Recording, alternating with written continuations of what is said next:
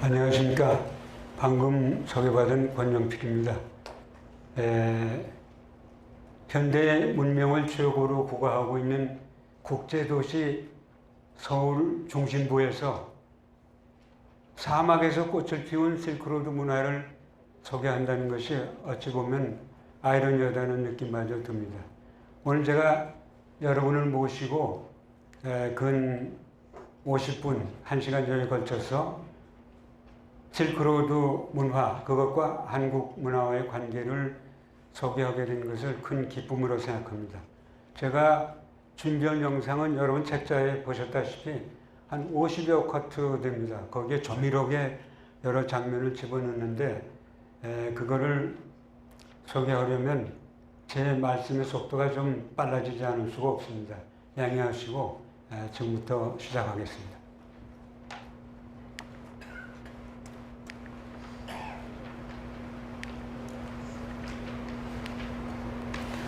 네, 처음에 여러분들 이미 다 책자를 통해서 또는 방송을 통해서 실크로드란 말이나 그 개념에 대해서는 숙지하고 계시리라 생각을 합니다. 그것은 독일 지리학자 리히트 호펜이 1877년에 중국지리라는 대저 4-5권의 책을 내면서 그중 제1권에서 비단길, 말하자면 자이덴 스트라세, 독일 사람도 물론 독일어로 썼습니다만 비단길, 그런 개념을 처음으로 명명을 했습니다. 그리고 그 개념이 영어로 쓰여지기 시작한 것은 상당한 후에 그의 제자인 스웨덴 사람 헤린이라는 사람에 의해서 1938년에 쓰이기 시작해서 오늘에 이르고 있습니다. 그러나 영어와 달리 한국말의 실크로드는 언제부터 생겼냐? 사학자 조자호 교수가 1952년 문화사람 책 속에서 처음으로 쓰므로 해서 우리 문화의 일상생활에까지 그 단어가 파급이 됐습니다. 그런데 이 실크로드 속에는 3가지 길이 있습니다. 리히트 호펜은 사막로에 치중했던 건 사실입니다만 그것 외에도 북쪽의 초원의 길, 러시아 말로 스텝 루트라고 합니다. 스텝이라고 부릅니다만 그 다음에 해안길, 여기 보시다시피 이 북쪽의 초원의 길, 그 다음에 여기 신강성의 사막의 길, 그리고 남쪽의 바닷길, 이렇게 3루트가 설정이 되어 있고, 그런데 제가 이 지도에서 강조하고 싶은 것은 이 지도는 1991년에 감속성 난주박물관에서 직접 찍은 사진입니다. 근데 여기 흐릿한 이 사진이 왜 중요하냐? 여기 보면 한반도 경조에까지 실크로드가 연장되어 있습니다. 이건 상당히 중요한 일입니다. 91년이면 한중 북교 수교도 채 되기도 전인데 중국 학자들의 학문의 어떤 그 수준 높은 인식이라고 할까? 그걸 알 수가 있는 거죠. 그러니까 벌써 역사적으로 고대 한국 경주가 실크로드와 밀접한 연관이 있다는 걸 명명백백히 보여주고 있는 것입니다. 네. 그러나 그 당시에 어쩌면 지금까지도 세계 어느 지리서나 실크로드 그 제목의 텍스트에 봐도 한국까지 연결된 데는 거의 없습니다. 그걸 유념해서 한번 여러분이 보실 기회가 있으면 확인하시기 바랍니다.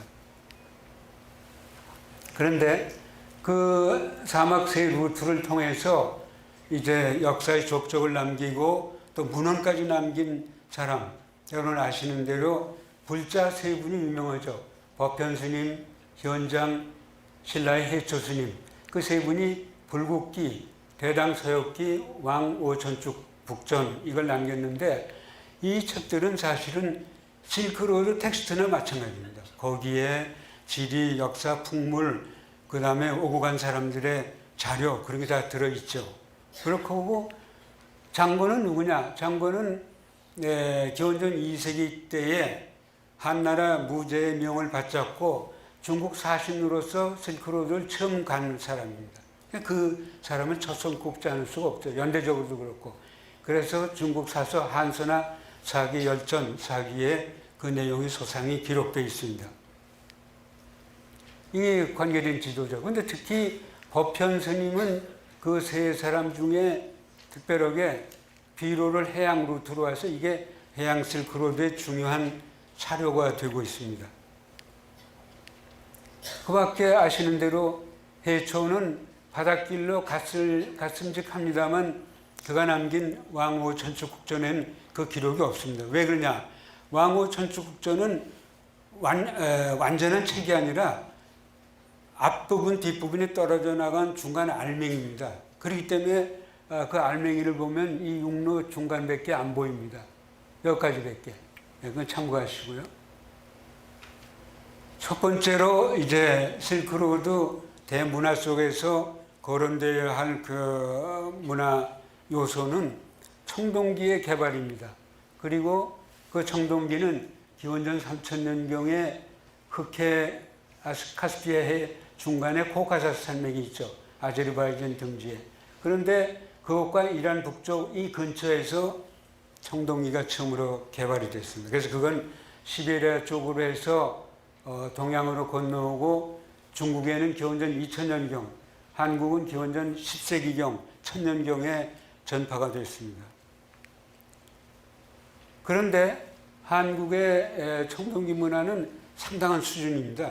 지금도 우리나라가 IT 강국이기도 하고 또 여러 가지 컴퓨터 등 첨단 문화를 앞서가고 있습니다만 그 당시 청동기로 이 거울을 만든다는 것, 그리고 거기에 이런 조미료는 문양을 집어넣는다는 건 보통 수준 가지고 안 됩니다. 그런데 이게 그 외정 때 고고학자로 일했던 아리미츠 씨는 이 거울을 보고서 뭐라 그랬냐면 정교무비, 정교하기가 비교할 대상이 없다. 제가 왜 이 사람의 말을 인용했냐면 제가 무슨 친일파라 그런 것도 아니고 이 말의 객관성을 유지하기 위해서입니다. 우리나라 사람이 우리나라 유물을 보고 최고다 그러면 그건 그 국수주의적 관점 아니냐 그런데 일본 사람이 한국 유물을 보고 최고라고 극찬에 마지 않았습니다. 그만큼 그 당시 기원전 4세기 때 만든 이런 유물이 세계 수준이었습니다. 그런 전통이 오늘날까지 내려오는 게 아닌가 생각이 됩니다. 그런데 그 청동기 문화와 더불어서 샤머니즘이 팽배했다고 그럴까요? 그래서 그 샤머니즘은 어떻게 아느냐? 그것은 이게 다 방울 유물들입니다. 남한 각촌에서 출토된 방울 유물인데 샤만의 무구로 쓰였던 거죠. 그래서 이제 외래 문화하고 비교를 해보면 이것과 이것은 시베리아에서 출토된 거고 이 세 가지는 한국 겁니다. 생기기도 잘생겼고 거의 똑같죠. 그러니까 연대는 물론 시베리아 쪽에 앞섭니다만 그래서 한국 고대 청동기 문화를 우리가 여러 번 극찬해도 지나치지 않을 정도로 그렇게 말할 수 있습니다. 그런 가운데에는 손을 또 그려놓은 겁니다. 고고학자들이 이 손이 샤만의 손이라고 그렇게 일컫고 있습니다. 또 아울러서 사슴을 대상으로 한 것도 샤만하고 연관이 됩니다. 그리고 사슴 내부에 문양을 집어넣은 걸 눈여겨보시기 바랍니다. 그렇다면 그 문양이 여기로 나타납니다. 이 아랫부분에.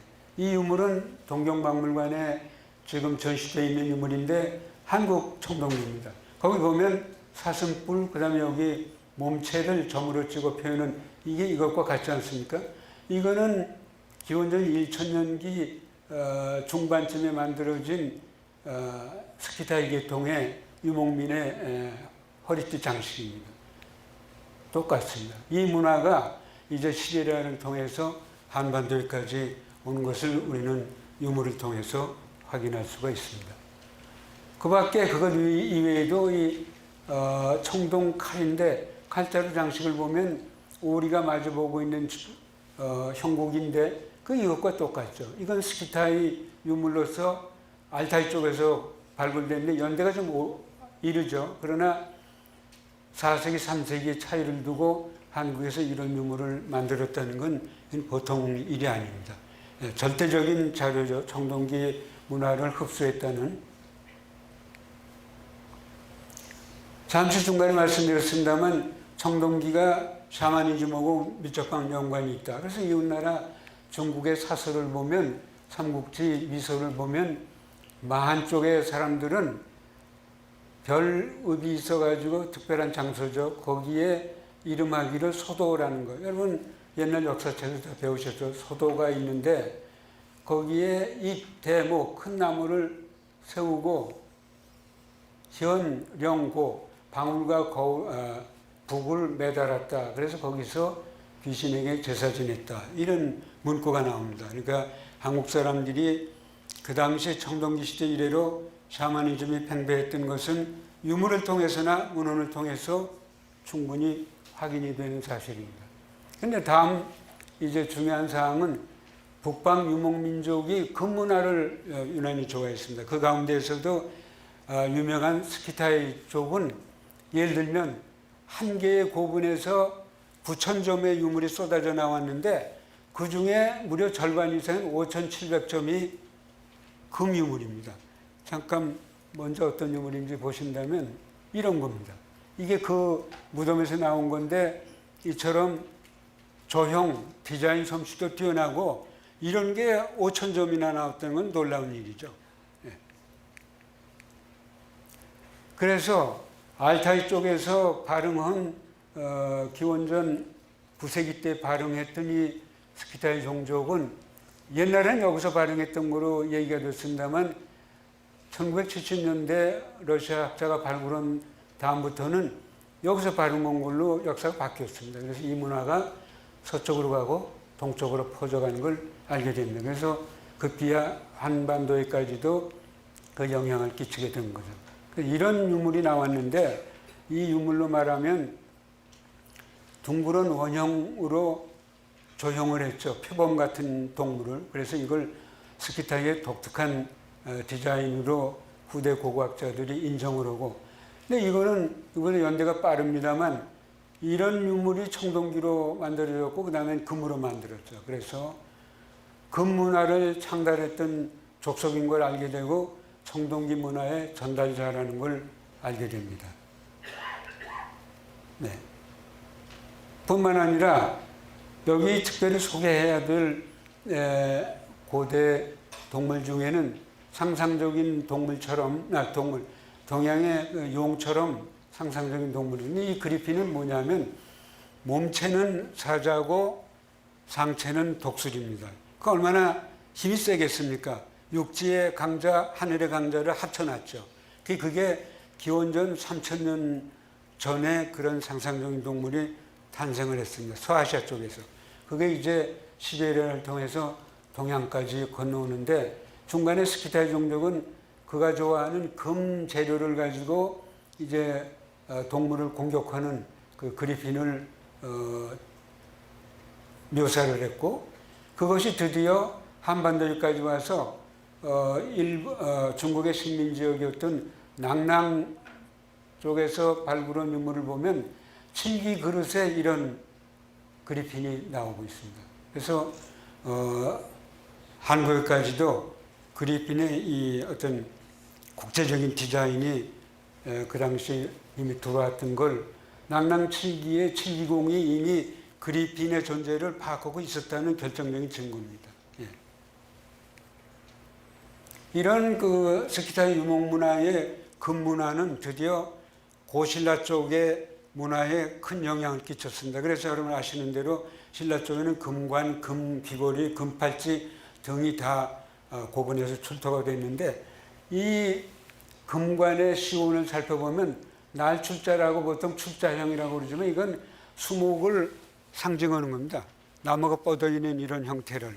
그래서 이건 나무를 상징하고 이거는 사슴의 뿔을 상징하는 건데 여기에 바로 1세기 때의 사르마트 금관, 흑해 쪽에서 발굴한 유물을 보면 구체적으로 이렇게 디자인화하지 않고 나무와 이 사슴을 갖다가 얹었습니다.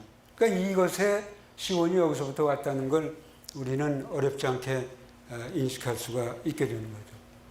중간에 이런 오늘날 아프가니스탄 지역에 발굴을 해보면 이런 유물이 보이는데 이것과 또 조형적으로 일맥상통한 것을 알게 됩니다. 그 밖에는 제가 불교미술의 포용성이라는 제목을 붙였습니다만 불교 미술은 서양의 그 유라시아 쪽의 그런 고급한 문화를 받아들여서 소화시키고 그걸 자기화시키고 포용력이죠. 그리고 또 이웃에 전달하는 그런 그 능력을 가졌다고 볼 수 있습니다. 예컨대 여러분 아시는 대로 간다라에서 개발된 헬레니즘에 연유된 이런 초기 불상, 이 옷주름이 특이하죠. 이런 게 동양으로 와서 중국의 3세기 때의 불상을 봐도 아직 이 간다라 유습을 벗어나지 못했죠. 나중에 물론 중국식의 독특한 불상을 만들었습니다만 그 후에 한국도 그 영향을 받아서 한국식의 불상을 만들었습니다만 그건 여러분 더 잘 아시죠. 그러나 초기에는 이런 중국의 불상은 간다라식으로 만들어졌습니다. 여기 잠깐 여러분 혹시 불상에 관심 갖고 연구하고 싶으신 분을 위해서 이 연구자들은 20세기 초에 이 간다라 문화, 간다라 불상을 연구하기 시작했는데 유명한 사람은 프랑스의 알프레드 푸셰라는 사람입니다. 그리고 또 미국의 존 마샬, 그리고 일본의 다카다 오사무, 이런 사람들이 이제 20세기 초부터 불상을 연구해서 그것이 그레코 로마, 그리스 로마 문화의 전통을 따라서 초기 불상이 만들어졌다. 물론 여러분이 아시는 대로 실례했습니다. 중국, 인도 본토에서 만들어진 또 다른 뿌리를 가진 불상이 있죠. 그러나 이 간다라 불상은 유럽에서 영향을 받아서 만들어진 거예요. 이런 연구자들을 필요하고 이제 오늘날의 일본의 간다라 최고 연구자는 궁치소라는 미야지 아키라라는 분이 최고 연구자입니다. 혹시 여러분 간다라 미술 연구하고 싶다 그러면 인터넷에 미야지 아키라를 치시면 그 사람의 책이 쭉 뜹니다. 그걸 참고하시면 좋은 연구가 되실 겁니다. 뿐만 아니라 석굴 문화는 불교 문화가 개척한 아주 중요하고 독특한 문화인데 인도 석굴에서 시작이 됐죠. 아잔타 석굴 1세기 전원 때 개발이 돼서 그것이 이제 중앙아시아의 키질 석굴로 영향을 끼치고 다시 저 유명한 돈왕 석굴 366년에 첫 굴이 탄생을 했습니다만 그래서 이제 속에는 벽화가 들어가 있는 거죠. 이 아잔타 석굴 속에는 이런 벽화. 이건 한 5세기 정도 됩니다. 초기 벽화는 남아있지 않습니다. 그래서 이런 소위 명암법이 강하게 두드러진 이런 보살상을 보면 이거는 아마도 서양의 로마식의 묘사법을 따른 게 아닌가, 그 영향이 아닌가 생각이 됩니다. 그래서 그런 게 이제 동쪽으로 영향이 파급이 되는 거예요. 여기 와서도 마찬가지죠. 이것은 돈왕 236굴에 해당되는 벽화인데 여기에 이 영향이 그대로 반영이 되고 있습니다. 이것은 연대가 이거보다 좀 빠릅니다만 이 벽화는 수미산을 방불케 하는 그건 전문 학자들의 얘기입니다. 제가 그냥 따라서 하는 얘기가 아니라 수미산을 모델로 해서 디자인한 거로 그렇게 알려져 있습니다. 그 밖에는 아까 사회자께서도 헤라클레스 소개를 했습니다만 헤라클레스는 서양 고전 신화에 나오는 주인공이죠. 신이 장사입니다. 그는 맨손으로 사자를 때려잡아서 사자 문양이 그의 상징처럼 되어 있습니다. 그런데 여러분 아시는 알렉산더 대왕의 가게는 헤라클레스를 조상으로 모시고 있습니다. 그래서 그 알렉산더 대왕의 조각을 보면 사자 두 권을 쓰고 있어요. 사자를 머리에 쓰고 있습니다. 그런데 그런 문화가 이제 불교 문화를 타고서 동쪽으로 옵니다. 이거는 간다라 출토인데 지금은 대형박물관 소장품으로 되어 있습니다. 여기 보면 바지라 금강저죠. 금강저를 손에 들고 있으니 이건 금강역사죠. 그런데 용모는 서양 사람이고 그리고 여기 사자 두 권을 쓰고 있죠. 이게 여기서 나온 겁니다. 그리고 더 놀라운 것은 핫다라고 하는 간다라 지역의 한 사원에 보면 앞에는 불상이 있고 뒤에는 헤라클레스가 있습니다. 그리고 그의 어깨에는 사자가 있고 금강저를 들고 있습니다. 이건 금강역사하고 서양의 헤라클레스가 동서 문명이 습합돼서 이런 상이 나타난 겁니다. 근데 그런 전통은 이제 실크로드를 타고서 중앙아시아에서도 이건 머리가 좀 떨어져 나갔습니다만 진흙으로 만든 스토커상인데 여기에 어깨에 그게 이게 붙어 있지 않습니까? 그래서 그런 전통은 또다시 중국 당나라 때 무장상에도 나타나고 우리나라 경우에는 동신라 초기에 사천왕사지 출토의 벽전에 여기도 나타나고 또 더 나가서 조선 왕조까지 그 문화가 연결이 됩니다. 이건 브리티시 뮤지엄에 진열되어 있는 사천왕상 중에 다문천상인데 여기도 나타나 있죠. 지금 제가 여기 영상을 준비 안 했습니다만 서울에 봉은사에 가시면 봉은사 이외에도 지방에 있는 그 어떤 절이라도 천왕문을 통과할 때 보면 양쪽에 사천왕상이 대형 조각인데 거기 보시면 이런 상이 있을 겁니다. 그 밖에는 불가를 통해서 전파된 그런 유라시아 문화 중에 하나는 아까 소개했던 그리핀이 여기 있습니다. 이거는 파리에 있는 동양박물관에 전시되어 있는 불상이죠. 네.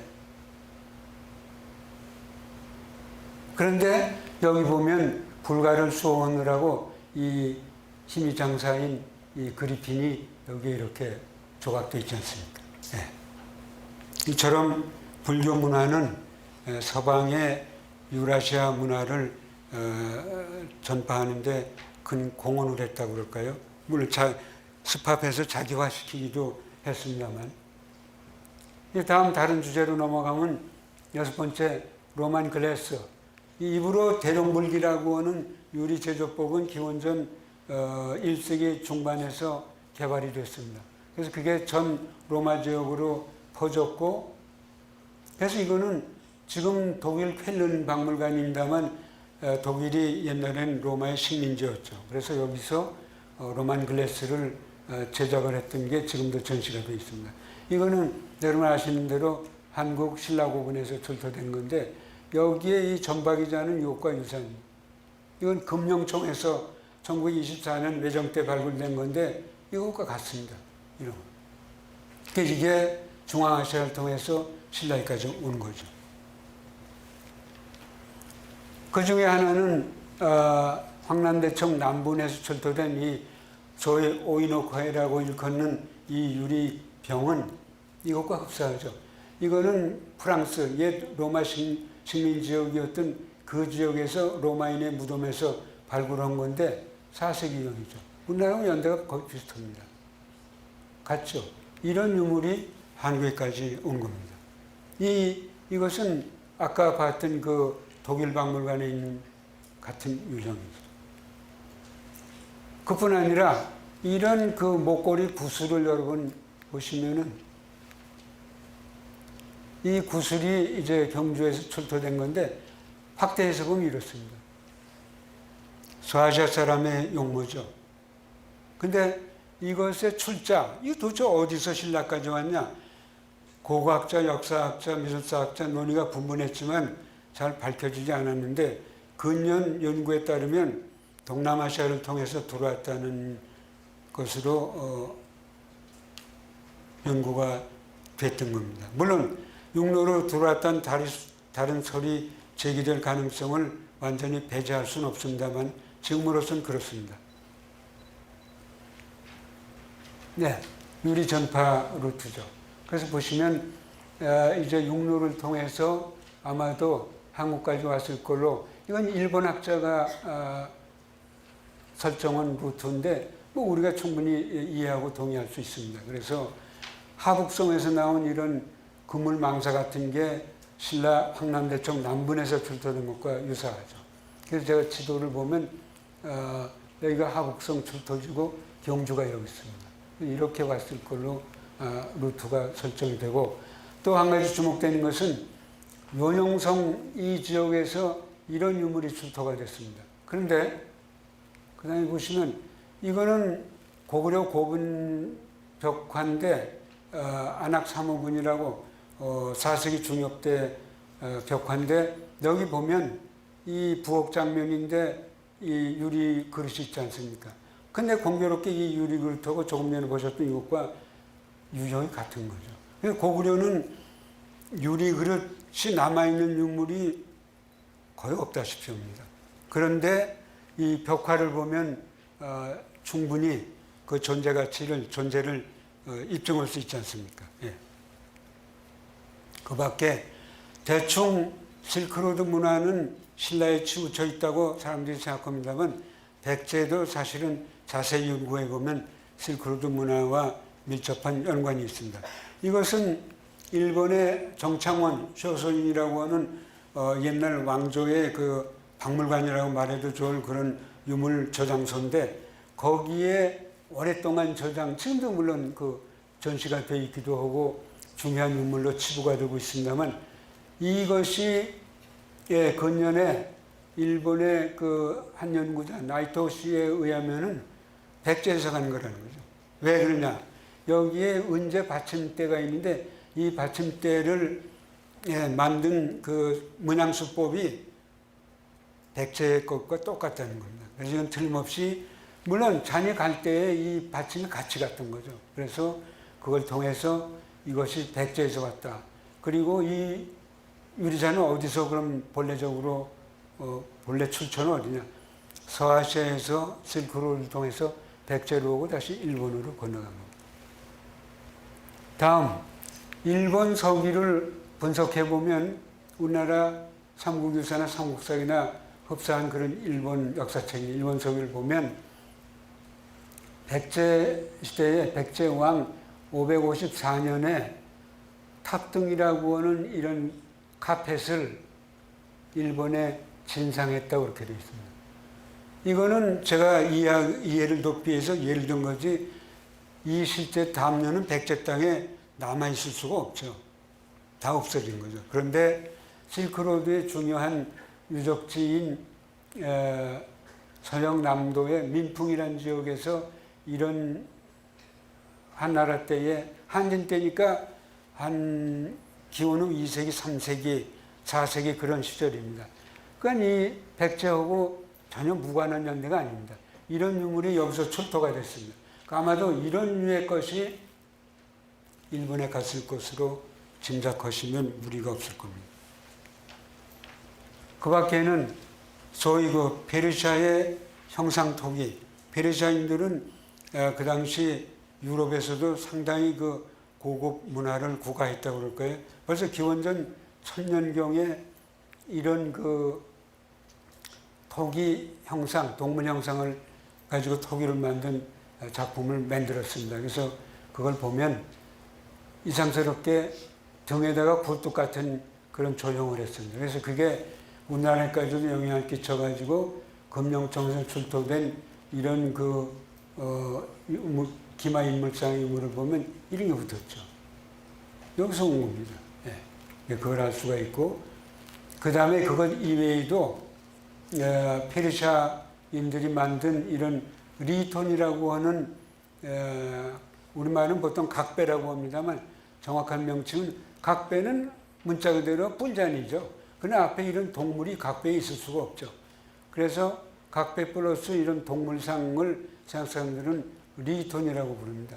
그런데 이게 똑같은 유형의 것이 이게 부산 복천동에서 출토가 됐습니다. 그러니까 앞에 그런 기마인물상 이런 거 보면 페르시아 문화가 한반도에 직접 간접으로 들어와 있었다는 것을 우리는 충분히 이해하게 됩니다. 그 밖에 놀라운 것은 또 이것도 페르시아 형상토기인데 두 항아리를 이었습니다. 띠로. 근데 이런 게 근년에 2015년에 몽골에서 출토가 됐어요. 그러니까 몽골 사람들은 이런 것을 받아들여서 몽골에서 만든 토기죠. 그런데 가야 토기에도 역시 똑같은 유형이 나오고 있는 거예요. 그러니까 페르시아, 중앙아시아, 몽고, 한반도 이런 루트가 설정이 되는 거예요. 그 밖에 이제 중요한 종교 대목 중에 하나는 소위 그 경교라고 부르는 네스토리우스교가 당나라 고종 때에 635년에 중국에 들어옵니다. 이거 문헌에 나타난 자료입니다. 아라본이라고 한 그 전교사가 이제 들어와서 고종이 이제 그게 대접을 하고 절을 지어주고 그렇게 했습니다. 그런데 그걸 입증할 수 있는 자료가 그 한두 세기, 한 세기, 1세기 후정이 7세기니까 이런 자료를 도남 막고글에서 출토된 자료인데 이거를 자세히 복원해 보니까 이런 상이 나왔습니다. 얼핏 보면 불상 같은데 불상이 아니라 예수님 상입니다. 그래서 보면 머리에 십자가가 있고 이 활처럼 들고 있는 작대기 끝에 십자가가 보입니다. 그래서 이건 이 경교를 상징하는 그런 중요한 자료이고 그 밖에도 7, 8세기 때의 벽화를 보면 성경에 나오는 종료주일을 기념하는 벽화가 그려져 있는 걸 알 수 있습니다. 그래서 서쪽에서 중앙아시아를 통해서 중국 땅에 경교가 들어있던 사실을 우리는 알게 되는 거죠. 그러나 제가 과문입니다만 우리나라의 경교가 이 당시에 들어왔다는 건 더러 불국사 경내에서 십자가 문양을 출토한 거를 예로 들고 있는데 제가 보기엔 십자가는 다 경교냐 그렇게 보기도 문제가 있고 또 하나는 연대가 추정이 안 됩니다. 그렇기 때문에 아직은 더 연구를 해야 될 입장이라고 생각을 합니다. 다음은 저 유명한 아프라시압 벽화입니다. 아프라시압은 오늘날 우즈베키스탄의 역사 도시 중에 하나가 아프라시압입니다. 그 아프라시압을 1965년에 러시아 고고학자 알바움이 발굴하고 보니까 이런 벽화가 나왔습니다. 이건 제가 1991년에 가서 찍은 사진인데 상당히 흐릿하죠. 그런데 이 알바움 씨는 뭐라 그랬냐면 이건 고구려입니다. 그거 어떻게 아느냐 그랬더니 여기 모자에 조우관, 새 깃털을 꽂은 거, 그 다음에 이 상의와 아랫도리의 이 복식이 이게 고구려 벽화꽃과 유사하다. 그런 근거로 해서 이걸 고구려 사절이라고 평가했습니다. 근데 그 후에 유명한 이 아프라시아 민무자인 러시아의 보리스 마샤, 마쿠스 모데, 프란츠 그르네, 이 프랑스 사람, 독일 사람, 이 사람들이 입을 모아서 다 이건 맞다. 고구려 사람이다. 고구려 사절이다. 그런데 그 왜 이영만리 고구려 사절이 왜 거기를 갔느냐? 그랬을 때에 일본의 학자 중에 아나자와 와코라는 분이 이제 역사학자인데 이걸 어떻게 해석했냐면 연개 소문이 당의 침입을 받자 전쟁하면서 사절을 이 지역에 보내서 당을 압박할 목적으로 보냈다. 그래서 그 이론이 지금 상당한 설득력을 얻고 있습니다. 국내외 학자들 간에. 그런데 한 가지 일본의 또 다른 학자인 카게야마라고 하는 여류학자는 러시아, 중앙아시아 전문가인데 뭐라고 얘기했냐면 그건 사절이 간 게 아니다. 중국이나 그 이서쪽에 유포되어 있는 고구려인의 그림이 재료가 돼가지고 여기다 그린 거다. 그런 조금 엇가는 해석을 했습니다. 그래서 그건 그 사람 이외에 아무도 그걸 인용도 안 하고 인정을 안 합니다. 예.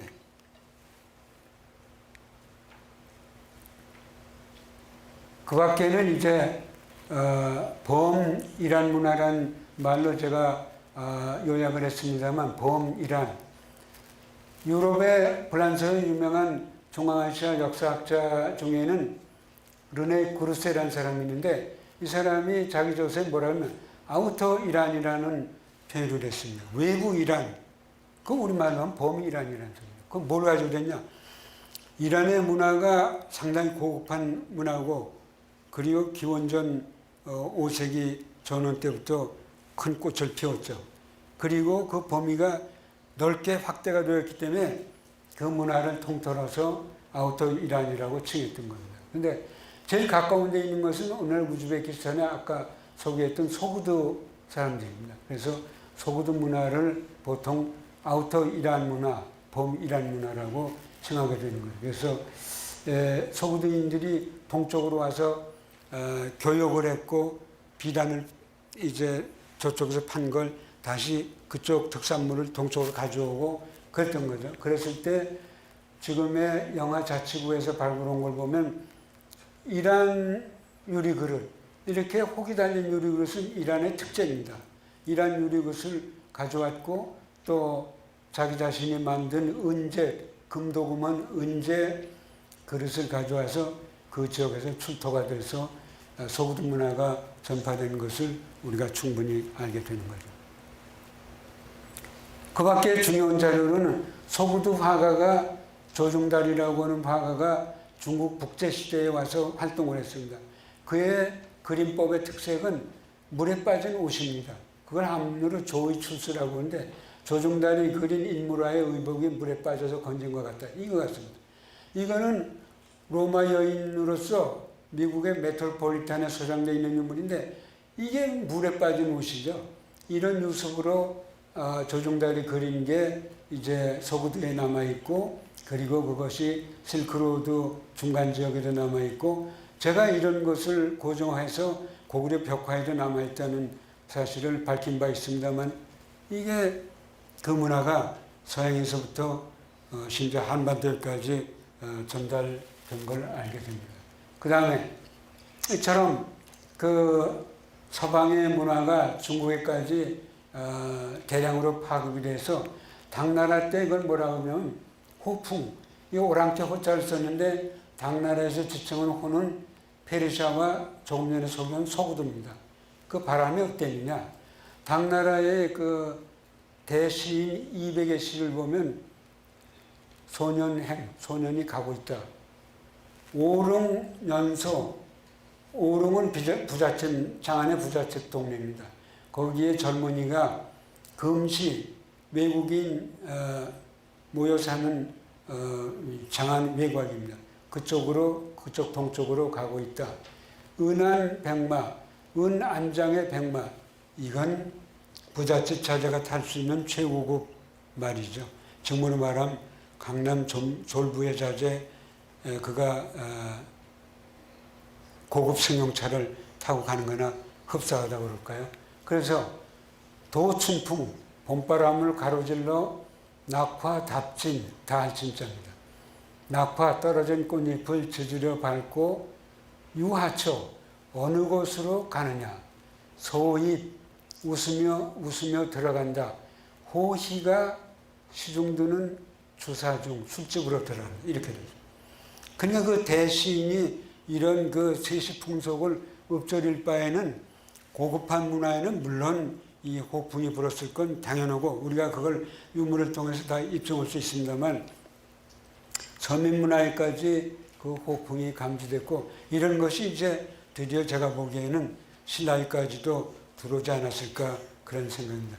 강의는 이제 거의 뭐 종반으로 갑니다만 신라에는 연주문이라고 하는 그런 문양이 이건 신라 겁니다만 그것이 서쪽으로부터 왔어요. 이거는 페르시아에서부터 시작돼 가지고 서구도를 거쳐서 아우터 이란을 지나서 중앙아시아를 거쳐서 신라까지 온 겁니다. 이게 연주문이죠. 이제 그런 서방의 문화가 실크로드를 통해서 일부는 중국을 통해서 한국으로, 한국은 북방을 통해서 한국으로 그렇게 전달됐는데 그 중에 통일신라 시대에 경주에 괴릉 있지 않습니까? 여러분 다 가보셨죠? 괴릉에 보면 서역인상이 있는데 용모는 서역인 그 자체죠. 신목고비, 눈이 깊고 오뚜건 코, 그리고 곱슬 수염. 그런데 이 사람이 이상하게 이 장검을 짚은 것처럼 포즈를 취했는데 장검이 아니고 이 방망이하고 똑같습니다. 헤라클레스 아까 사자 얘기했습니다만 사자 가죽을 한 손에 왼쪽 팔뚝에 늘어뜨리고 그 끝에 이 지팡이 비슷한 걸 짚었는데 이게 이 지팡이가 이 헤라클레스의 전유물입니다. 이게 상징물입니다. 사자와 이 지팡이가. 그런데 왜 여기 나타났냐? 제가 아까 아우톡이라는 문화를 소개했습니다만 페르시아 문화, 서구도 문화를 통해서 서방 문화가 중국을 통해서 한국으로 들어오고 이런 것들, 이건 서구도인. 그래서 이 인상을 많은 학자들이 아마도 서구도인이라고 들어왔을 거다. 이 방망이는 왜 들어왔느냐? 그거는 헤라클레스, 아까 몇 가지 소개를 했습니다만 그 문화와 같이 서방 문화하고 같이 신라에까지 들어오게 되는 거예요. 신라인들은 아마 이게 여기와 연관된다는 걸 알았는지 몰랐는지 제가 모릅니다. 예. 근데 하여간 그 문화의 성격을 보면 그런 특징이 있는 거죠. 예. 이제 마지막으로 근세 20세기 초를 전후원 때에 실크로드를 발굴하고 실크로드 문화를 확장시켰던 유럽의 전문학자 몇 사람을 소개하면 그 중에 영국의 오렐 슈타인 이러이러한 이력이 있습니다. 이건 자료를 참고하시죠. 그가 발굴한 많은 자료들은 전부 대형박물관에 소장되어 있습니다. 그 밖에 독일의 그륜베델, 그 다음에 폰 르꼬 이런 사람들이 발굴한 거는 베를린의 동아시아 박물관에 소장되어 있습니다. 가실 기회가 있으면 박물관에 가시면 실물을 보실 수가 있습니다. 그 밖에 우리나라 문화하고 밀접한 연관이 있는, 결론부터 말씀드리면 왕오 천축 국전을 고증해낸 유명한 동양학자 프랑스의 폴 펠리오입니다. 폴 펠리오는 1908년에 이 장경동을 가서 조사를 했는데 여기에 갔을 때 이미 중국어는 1년 만에 벌써 통달을 했고 하노이에서 중국어를 배웠습니다. 에콜 프랑세 텍스텐도리앙이라는 그 하노이에 있는 프랑스 문화원에서 한문을 배워서 다 1년 만에 통달했습니다. 산스크리트어도 배우고 이미 여기 갔을 때는 아랍어, 페르시아어, 투르크어, 티베트어 등등을 다 꿰고 갔던 사람. 그래서 이 보물꾸러미를 보면서 하나하나 알짜배기를 추리고 있는 장면입니다. 이 속에서 왕오 천축국전이 나왔습니다. 파리에 가서 그 한문 문헌은 다 읽고서 이거는 해초인 것까지는 밝히지 못했지만 왕오 천축국전이라는 걸 밝혀내서 국제학계에 소개를 했습니다. 일본의 유명한 오타니 고주인은 니시홍간지 경도 교토에 있는 니시홍간지의 절의 주지 스님인데 그때 20세기 말에 실례했습니다. 19세기 말에 20세기 말에 19세기 말이죠. 19세기 말에 영국에 유학 가서 슈타인 등이 발굴했던 그 정보를 얻었다고 그래서 안 되겠다. 일본에 가서 스님들을 규합해서 우리도 발굴단 조직해서 중앙아시아를 탐사해야 되겠다. 그래서 실제로 발굴을 했습니다. 그런데 그 발굴품의 일부가 중국의 여순박물관, 한국의 총독부 박물관에 보내졌습니다. 그 연유는 제가 시간이 없어서 소개를 못합니다만 1906년이 아니라 이건 제가 잘못된 1916년에 조선 고치시죠. 1916년에 조선 총독부 박물관으로 기증받게 됐습니다. 그래서 그게 지금 한국의 국립중앙박물관에 고스란히 남아서 전시가 되고 있습니다.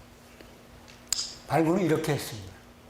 지금 낙타 등에 다 가져와서 중국에서부터 일본 교토에까지 가져갔습니다. 이것이 그때 가져온 유물이 국립중앙박물관에 소장되어 있는 것의 대표적인 작품입니다. 이게 일본에 있는 것보다 더 알짜배기입니다. 여러분 국립중앙박물관에 아시아실에 가시면 이런 유물들을 보실 수가 있습니다. 이제 끝으로 1990년대 지금까지는 세계 각국의 고고학자들이 자기 나라 단독에 발굴을 했습니다만 1990년도에 드디어 세계의 그 분야 각국 고고학자, 미술사학자들이, 역사학자들이 모여서 국제학술 탐사를 했습니다. 이건 서안에서 발대식을 갖는 장면인데 저도 거기 참여했습니다만 그리고 유명한 한국 초창기의 실크로드 대연구자인 서울대 총장을 지내신 고병익 박사, 그다음에 일본의 실크로드 최고 연구자인 수바이 교수, 속백 교수, 북경대학 교수죠. 등등이 이 탐사단에 같이 참가했던 경우인데, 이렇게 해서 이제 실크로드 문화는 현재까지도 그대로 살아 숨쉬는, 죽은 개념이 아니라 실크로드 20세기 초에 19세기 말에 생겨난 그 죽은 역사 개념이 아니라 지금도 살아 숨쉬는 그런 개념인 것을 여러분이 이해하신다면 이 강의는 제가 생각한데 이건 그때 신문에 난 소리입니다. 제 스스로 이 강의는 성공적이었다, 그런 생각을 하게 됩니다. 이건 제가 10년 전에 시리아 탐사했던 자료인데 지금은 시리아 갈 수 없죠. 전쟁 때문에. 그때 잘 갔다 왔습니다. 한 2주, 3주 갔다 왔는데 그런 겁니다. 실크로드 지금도 살아있다. 여러분 감사합니다.